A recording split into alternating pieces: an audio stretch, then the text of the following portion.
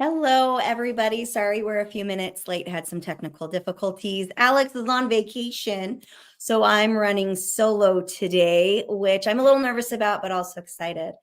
So, as you saw in our title, I said we are breathing wrong, or technically, I blamed you. I said you are breathing wrong, and hey, we are breathing wrong. And what I mean by that isn't just your daily breath. Obviously, you're breathing well enough to be alive. Congratulations. I'm very proud of you for that. Rather, I'm here to talk about breathing when you are in that activated amygdala brain space. Remember our from session 2, number 1 or A. Yeah, I think we're A, B, and this will be number C for session 2. What we talked about was that kind of tug of war between your frontal cortex or your rational brain and your amygdala or your survival brain. And those are always in this constant tug of war for who's in control. And so when our frontal cortex is engaged and we're thinking calmly and rationally, we're able to creatively problem solve, your breathing is fine. But one of the issues is that when we flip over into survival mode, oftentimes we are told to breathe in a certain way that really does not support our ability to come out of that survival mode in an effective manner and in a manner that lasts for a longer period of time.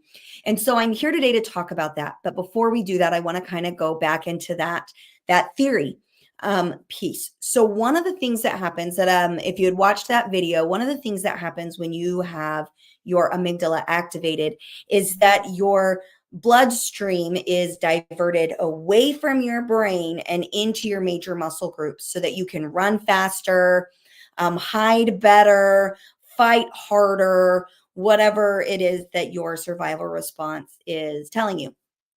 And so what happens is when my blood is diverted away from my brain, so is the oxygen that my brain is getting.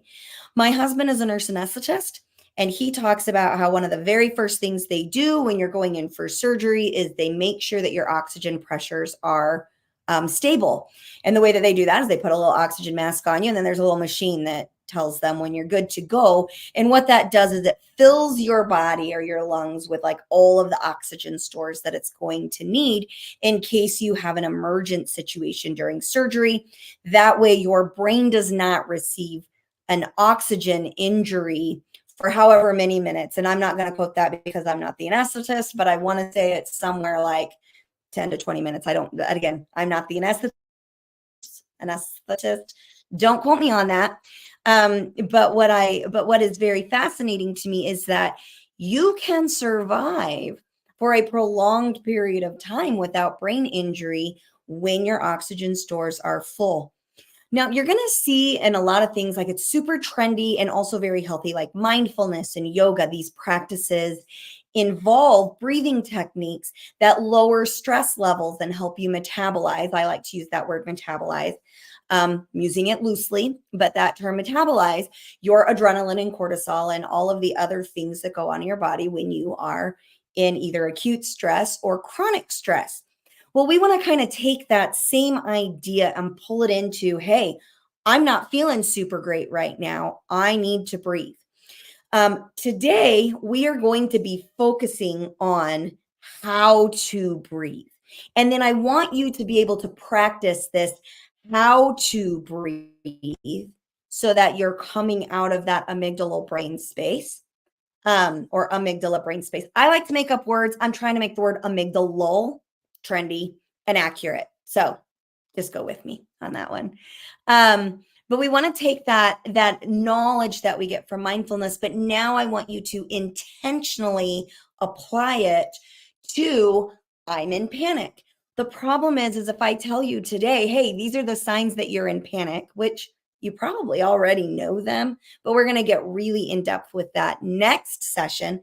If I tell you I want you to start practicing this breathing exercise when you're in your amygdala, it's not going to work. Why? I'm going to give you just a second to think. Why won't it work? Why won't this new skill work for me if I apply it when I'm in my amygdala? And I'm going to give you about 10 seconds to think about that. Here we go.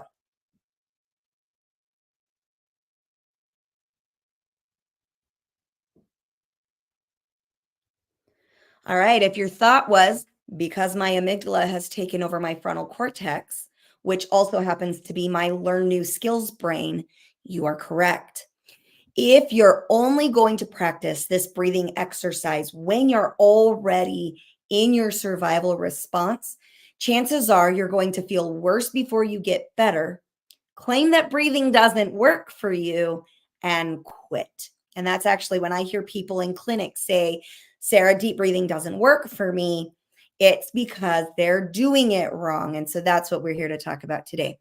I'd also like to say our family has gone through one shit week, like the worst week of our entire lives. I'm not even kidding. And I can't really give any details, and I probably won't give any details just because it's not appropriate for this issue to be shared online. But I can tell you that the only reason I am not in a mental hospital or crazy or doing things that are really not within my character, my response is because I've been doing a lot of breathing.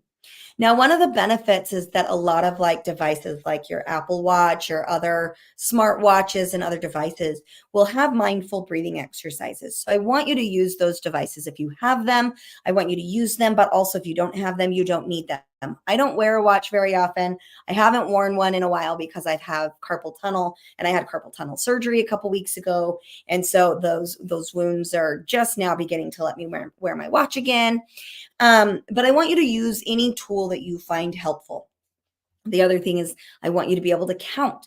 I want you to be able to be very intentional on this. So I'm going to give you the homework assignment before I tell you what to do, because I think that that's really important. So number one, I want you to practice what I'm about to teach you 3 to 5 times a day for 3 to 5 minutes each time for the next 3 to 5 weeks. I call that my lovely 15s.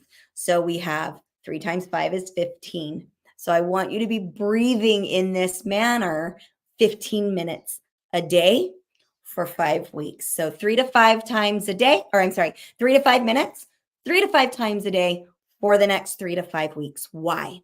Okay, so we like to talk about muscle memory. There is no such thing as muscle memory. Rather, it is brain memory. Our synaptic process in our brain is the part of our understanding that moves our body and everything else. So when I drill for football or cheer or dance or baseball, any sport, anything that requires my body, for me right now, it's horseback riding. I am practicing 5 days a week on horseback riding so that I gain muscle memory. There's no such thing.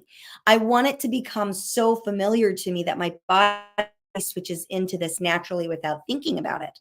Think about when you were first learning how to drive. When you were first learning how to drive, you were thinking about everything. Is my blinker on? Have I looked over my shoulder? How much pressure is my foot on the gas pedal? Am I hitting the brake too hard? Oh my God, there's a cop. Am I speeding? Am I this? Am I that? Am I? And now, as a driver that's been driving for over a year or 5 years or 50 years, we're able to drive without hardly thinking about it because it's second nature to us. I want you to gain that type of second nature to you with this breathing exercise. So the number one no-no when you are breathing is holding your breath. And that includes as you're breathing exercise, I don't want you to hold your breath, because when you're in survival, it's pretty common for us to hold our breath. And so if you're holding your breath as part of your breathing exercise, chances are you're actually prolonging the state of survival and staying in that really uncomfortable non-frontal cortex brain space for longer.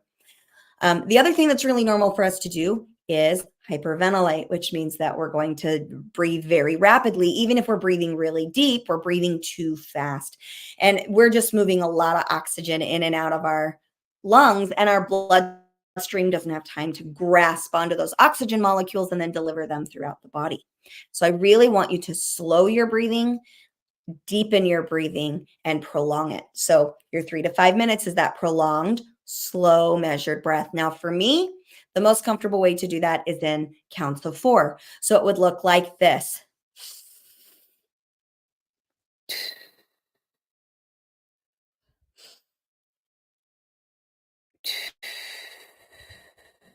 And I'm going to do that for 3 to 5 minutes. Now I want you to do it slower than I just did. I want you to make that prolonged. Again, if you've got a smart device, I want you to utilize that. At about the 30 to 45-second mark, your amygdala is going to go, oh my God, don't, we're still panicked. And you're actually going to feel worse than better. And it's going to take you another 30 to 45 seconds to push past that I feel worse into the, oh, I'm feeling calm. I find that most of my clients who tell me that the breathing exercise doesn't work, they hit that 30 to 45-second resistance mark. That is natural. And then they say, deep breathing actually makes things worse for me. So I want you to go ahead, try and practice, get past that 30 to 45-second mark where the anxiety or that like fight, flight, freeze, fawn, flop, which we're going to talk about next week. That piece, when you get there and you start to feel more panicked because you're deep breathing, I want you to go ahead and slow the breathing, stick with it, and push past that amygdala pull to keep in charge of your brain. Again, 3 to 5 minutes is what I recommend in order to calm the survival response. I want you to practice this when you're in a calm state, but not when you're driving, because for some people, it will make you drowsy in the beginning as your body adjusts to this type of breathing exercise. So I want you to, breathe like this when you're taking a shower, when you're drinking your morning coffee. Thank you for joining me this morning for coffee. When you're drinking your morning coffee, when you're reading the newspaper, during commercial breaks at TV, during your lunch break at work. Like, find a time that works for you, set an alarm on your phone, and practice that deep breathing exercise. And if you're doing it like a mindful exercise or something, great. But I want you to set your intention. I want you to be able to say, I am practicing stress reducing or survival instinct reducing breathing, because then your brain is making that connection that I'm breathing this way to feel calmer and safer, more clear headed, so that I can respond in a way that makes me feel more in control and more comfortable. If you have any questions, you can feel free. Okay, let's see if I can pull up these banners. If you have any questions, you can go ahead and email me at daisygirlcommunications.com. If you have any issues, if you're like, hey, Sarah, this is bullshit and I think we should, go ahead and contact us at daisygirlcommunications.com. I'm the one that reads those. Let's see, I'm trying to find banners. I miss Alex right now. Alex, come off of vacation. He is enjoying his vacation. That's the wrong one. All right. Okay. If you are in a mental health crisis and you need to talk to somebody, please call or text 988. And if you would like to donate to our show, you can do so. Go to a previous show, find that Venmo app. We utilize those donations to pay our production team a livable, just slightly above industry standard wage. Alex does great work. So does the rest of our production team. And we will go from there. Again, thanks for joining us today for your, coffee break or your morning commute with Sarah, Unpacking with Sarah, where we are here to bridge the gap between theory and application of these skills. Next week, we're going to be talking about how your body specifically responds to that amygdala takeover. Thanks so much. We'll see you next time. Bye.